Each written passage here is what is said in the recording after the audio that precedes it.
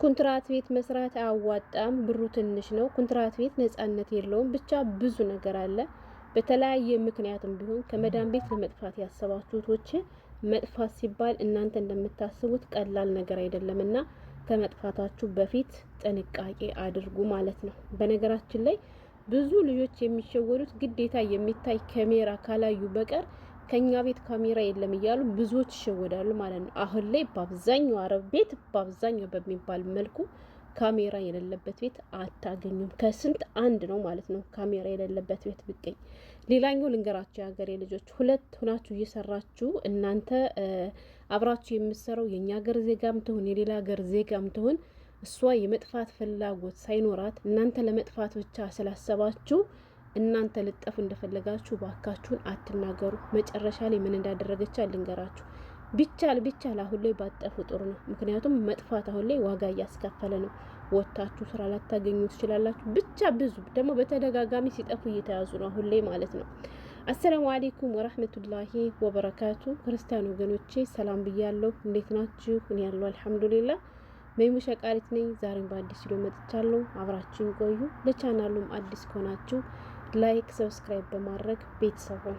ውድ ቤተሰቦቼ፣ የሀገሬ ልጆች፣ ዛሬም እንደተለመደው ልክ እንደ እኔ ኮንትራት ቤት ውስጥ ለሚሰሩ እህቶቼ ይጠቅመናል ያልኩትን አንድ ቪዲዮ ነው ይዤላችሁ የመጣሁት። እንግዲህ ቪዲዮውን በትንሹም ቢሆን መግቢያ ላይ ቀንጨብ አድርጌ ለማሳየት ሞክሬያለሁ ማለት ነው። እሱም ምንድነው ቀደም ሲል እንዳልኳችሁ እንግዲህ አብዛኞቹ መዳን ቤት ውስጥ የሚጠፉት ወዶ አይደለም፣ በተለያየ ምክንያት ነው።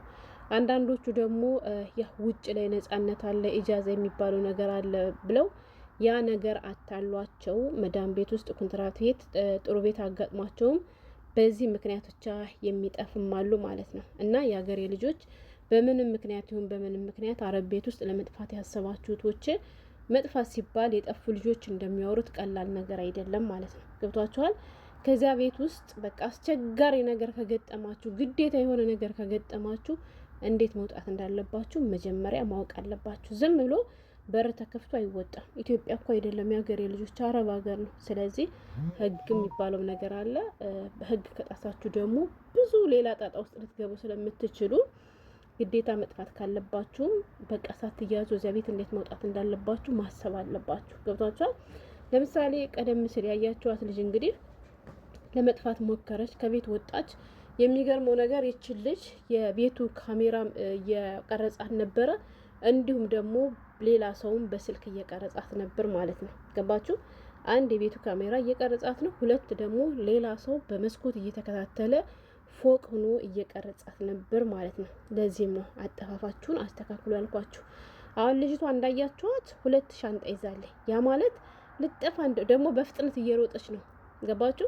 መሮጧ በራሱ ያስነቃባታል። ባትሮጥ ኑሮ ተረጋግታ ብትወጣ ኑሮ ለምሳሌ ተልከን ወይ ሌላ ቦታ ልንሄድ ሻንጣ ይዘን እንወጣለን አይደል? መኪና ውስጥ እንገባለን አይደል? እንደዚያ ነው ብሎ ሊያስቡ ይችሉ ነበር። ይቺ ልጅ ግን ገና ከበሩ ከቤት ስትወጣ ጀምራ እየተሽከረከረች ነበር። በጣም ነበር የምትፈጥነው ማለት ነው። ገብቷቸዋል?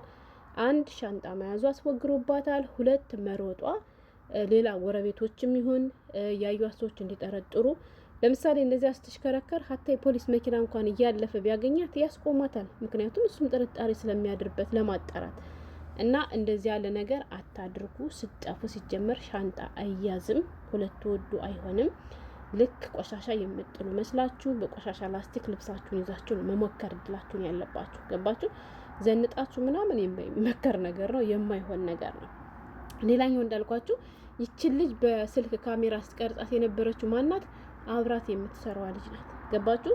እሷ ሰውነች ብላ ግን አማክራታለች። በቃ ከዚህ ቤት መውጣት እንዳለብኝ ምናምን ነገር ሁሉንም ነግራት ከነገረቻት በኋላ እሷ ጨዋ ልትባል፣ እሷ ጥሩ ሰው ልትባል፣ እሷ ለመወደድ ይቺ መጥፎ ስለሆነች ነው የጠፋች እንድትባልላት ስለፈለገች የቤቱ ካሜራም እየቀረጻት አብራት የምትሰራው ሁሉን ነገር ካማከረቻት ምን ካለቻት በኋላ ግን እየተከታተላች እየቀረጸቻት ነበር ማለት ነው።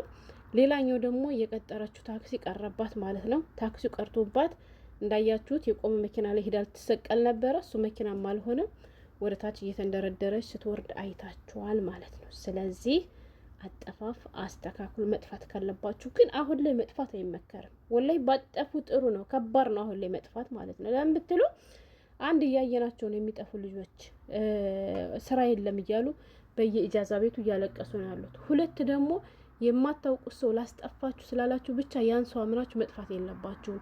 የራሳችሁ የምታውቁ ሁነኛ ሰው ሊኖራችሁ ይገባል። ሂዳችሁ የምታርፉበት የምታውቋቸው ሰዎች ኢጃዛ ቤት ሊኖራችሁ ግድ ይላል። ለምን ከማታውቁት ሰው እኔ ላስጠፋሽ ብሎ ወስዶ ምን እንደሚያደርጋችሁ ታውቃላችሁ? እዚህ ዱባይ ውስጥ ስንት ነገር ነው ያየን፣ ስንት ነገር። የገዛ ጓደኛዋ እንኳን እኔ ላስጠፋሽ፣ እሷ ጠፍታ ስራ ሳትገባ ምን አደረገቻት? ጓደኛዋን ጠፍቶ መስራት ሀሪፍ ነው፣ አንቺ ኮንትራት ቤት የምትሰሪ 1000 ድርሃም ነው፣ እኔ ግን የምሰራው 1600 ድርሃም ነው፣ ስለዚህ ለምን አትጠፊም ብላ ጓደኛዋ አስጠፋቻት። እሺ ጠፋለሁ ላኪልኝ የምጠፋበት ስትላት ታክሲ ላከችላት። ገብቷቸዋል። ያቺ ልጅ 4 ወር ደመወዝ በእጇ ይዛ ስለነበረ ብሯን ሳትልከው ነበር ወደ እሷ ይዛ ስትሄድ ነበረው ማለት ነው። እና ብር እንዳላት ደግሞ ለጓደኛዋ ነግራታለች። ለማን? ጠፍታ ለምትሰራው ጓደኛዋ ማለት ነው። ያቺ ጓደኛዋ ደግሞ ለሹፌሩ ተናግራ ከሹፌሩ ጋር ተመሳጥራ ወደ እሷ ልጅቷ እንደጠፋች ወደ ሹፌሩ ሳይሆን ወደ ልጅቷ ሳይሆን ሹፌሩ ወደሚፈልገው ቦታ ወስዶ እንደፈለገ አድርጎ ብሯንም ወስዶ ከስንት ቀን ቆይታ በኋላ ልጅቱ ሐኪም ቤት ውስጥ ነው የተገኘችው ማለት ነው። ማን ይሄን ያደረገው? የራሷ ጓደኛ የምታውቃት ማለት ነው። ስለዚህ የምታውቁት ሰው በዚህ ልክ ካደረገ የማታውቁት ሰው ደግሞ ታክሲ ስለሚሰራ ብቻ ይሄን ነገር ማድረግ እችላለሁ ስላላችሁ ብቻ ተከትላችሁ ብትሄዱ አደጋው የበለጠ የከፋ ነውና የሚሆነው። ከምንም በላይ ቅድሚያ ህይወት ይቀድማልና ተረጋጉ፣ ቀስ በሉ። ከቻላችሁ እንዳልኳችሁ በቂ ምግብና ደሞዛችሁ የሚከፈላችሁ ከሆነ በጭራሽ መጥፋት የሚባለው ነገር አታስቡት። ወጥቶ ሲሰራ ኢጃዛ አለ፣ ነጻነት አለን፣ ምን አለ። እኛ እኮ ልንሰራ ነው የመጣን። ነጻነት ፈልገን እኮ አይደለም አይደል? ነጻነት ካማራችሁ ሀገራችሁ መሄድ ነው። ጀግና ማለት አንገቱን ደፍቶ ሰርቶ መለወጥ፣ የመጣበትን አላማ አለመርሳት። ሌላኛው ክፍያ የምትሉ ልጆች አላችሁ። ክፍያ ማለት ነው ጠፍታችሁ 2000 ብር ከምትሰሩትና ኮንትራት ቤት ከምትሰሩት ኮንትራት ቤት በ1000 ብር ብትሰሩ ውጤታማ ትሆናላችሁ። ይሄንም ደግሞ የምነግራችሁ እኔ በራሴ ስላየሁት ነው ወላሂ። በነገራችን ላይ ሰርቶ መለወጥ የሚፈልግ ሰው ኮንትራት ይሆን። ኮንትራት ከሆናችሁ ሰርታችሁ ትለወጣላችሁ። ለምንድን ነው እሱም 2000 ቢከፈላቸው ለስሙ ጠፍተው የሚሰሩ ልጆች በወር እንኳን 500 ሪያል ወይ 500 ድርሃም አይተርፋቸው። ወጫቸው ብዙ ነው። በዚሁ ልክ በሚከፈላቸው ልክ ማለት ነው። እኛ ብናገኝም ብናጣም የቤት ክራይ የለብንም። ካገኘንም እንበላለን፣ ካላገኘንም እናድራለን ማለት ነው። ገባችሁ?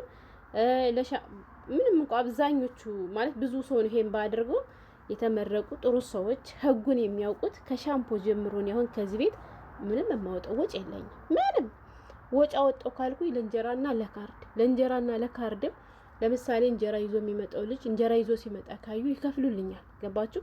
ወይም እኔ ዝርዝር የሌለኝ ሆኖ ማማ እንጀራ አዝዤ ባባ እንጀራ አዝዤ ነበረ ዝርዝር ብር የለኝም ስጡኝ ካልኳችሁ ይሰጡኛል።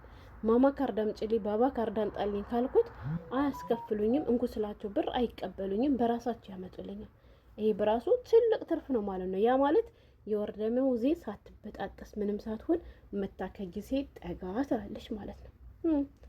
ስለዚህ አነሰን ደሞዝ ብላችሁ በደሞዝ ማነስ ብቻ አትጥፉ። ግን የምግብ ችግርና የደሞዝ ክልከላ ችግር ካለባችሁ በነፃ ከመስራት ይሻላል።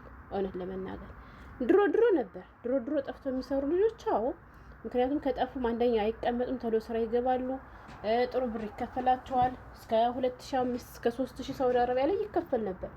አሁን ግን ከጠሙ ጉዳቱ ስለሚያመዝን አትጥፉ ነው የሚለው። ከጠፋችሁም ደግሞ ዘንጣችሁ ለመጥፋት አትሞክሩ። እሺ፣ የሌባ አይነ ደረቅ አትሁኑ። ጥሙርሙር ብላችሁ ላስቲክ ይዛችሁ የቆሻሻ ላስቲክ ጥቁር ላስቲክ ይዛችሁ ነው መውጣት ያለባችሁ። ምክንያቱም ቆሻሻ የሚጥሉ መስላችሁ ለመውጣት እና ይሄን ለማለት ነበረ። እና ልጅቱ አላመለጠችም፣ ተይዛለች። ዱአ አድርጉላት ማለት ነው።